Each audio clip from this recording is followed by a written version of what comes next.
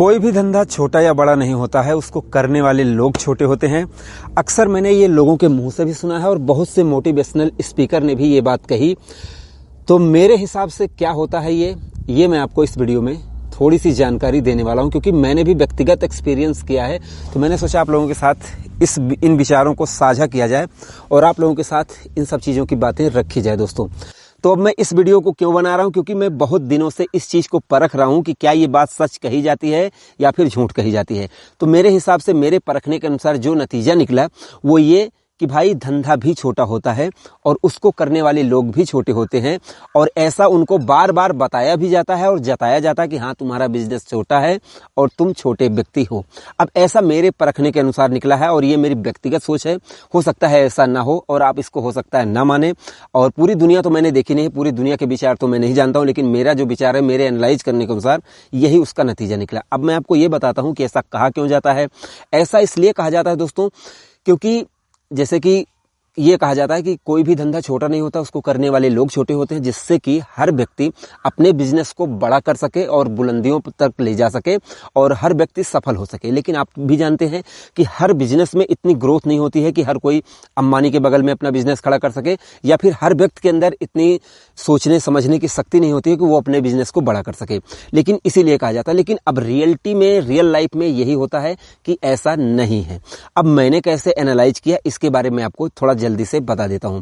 तो जैसे कि मैं अपनी दुकान पे रहता हूं और अब पहले तो परमानेंट रहता था, अब मैं कम रहता हूं। तो उसमें मैंने एनालाइज किया कि जैसे मेरी दुकान के बगल में और भी कुछ चीजें हैं जहां पर बाइक, स्कूटर, कार सब चीजें आती हैं। तो अक्सर मेरी दुकान के सामने ही खड़ा किया जाता है। उसमें भी कुछ पढ़ने वाले बच्चे, कुछ बच्चे और कुछ और भी लोग आते हैं। तो मैंने देखा है कि जैसे कि मेरी दुकान के सामने बाइक, स्कूटर, कार खड़ी कर देते हैं कुछ लोग, तो उसमें से 100 में से 10% लोग तो समझदार होते हैं, जिनको अगर मैंने कह दिया कि भैया प्लीज आप हटा लो क्योंकि हमारी दुकान के आने का रास्ता बंद हो जाएगा, हमारे ग्राहक कैसे आएंगे, हम भी किराया दे रहे हैं, हम कमा नहीं पाएंगे। तो वहाँ पर कुछ लोग तो समझदार होते हैं जो कि हटा लेते हैं अपनी बाइक, स्कूटर, कार को। लेकिन कुछ लोग लगभग अड़ जाते हैं कि नहीं हटाएंगे, तुम्हें जो करना हो वो कर लो। अब मैं भी कोशिश कर रहा हूं, मैं अपनी दुकान को और आगे चरम तक लेके जाऊंगा, बुलंदियों तक ले जाऊंगा, तब तो अलग ही बात हो जाएगी।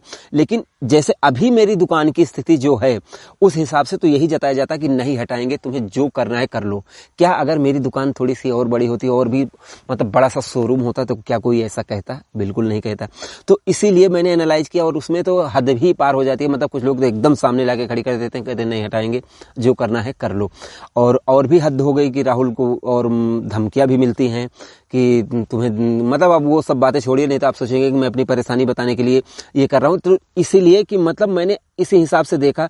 और छोटे छोटे और भी बिजनेस आप देखे होंगे कि जहां पर जाकर बहुत सारी लड़ाइयां हो जाती हैं, बहुत सारी वो हो जाती हैं कि वहां पर लोग दिखाने लगते हैं, ईगो दिखाने लगते हैं कि हाँ अबे हम भी कुछ हैं, तो और तुम ऐसा करो नहीं तो ऐसा हो जाएगा, वैसा हो जाएगा। तो इसीलिए मैंने इन सारी चीजों को एनालाइज किया कि धंधा भी छोटा होता है और उसको करने वाले लोग छोटे हैं। अब वो बड़े कर ले जाएं अपने बिजनेस को तो वो अलग बात है, लेकिन धंधा छोटा होता है और ऐसा रियल लाइफ में आपको बार बार जताया जाता है।